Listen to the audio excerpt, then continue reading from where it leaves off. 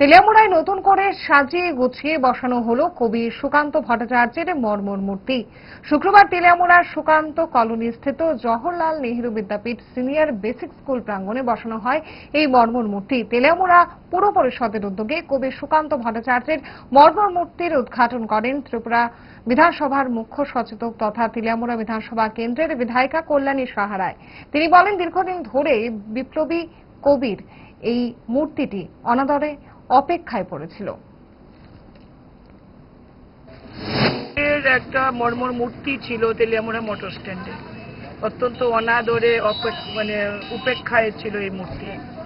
আমি এখনো বুঝতে পারি না কেন ওই সময়ে কবি সুকান্তর মতো একজন বিপ্লবী কবির মূর্তি মোটর স্ট্যান্ডে ছিল। যাই হোক, আমরা বর্তমানে সুকান্ত কলোনিতে, যেখানে আমাদের জওহরলাল নেহেরু বিদ্যাপীঠ রয়েছে স্কুলের সামনে, সুকান্ত কলোনিতে, এবং সেখানে মায়ের মন্দির রয়েছে, কালী মায়ের মন্দির, সেখানে আজকে আমরা নতুন করে কবি সুকান্তর মর্ম মূর্তিকে নতুন করে সাজিয়ে আমরা এখানে আজকে স্থাপন করেছি।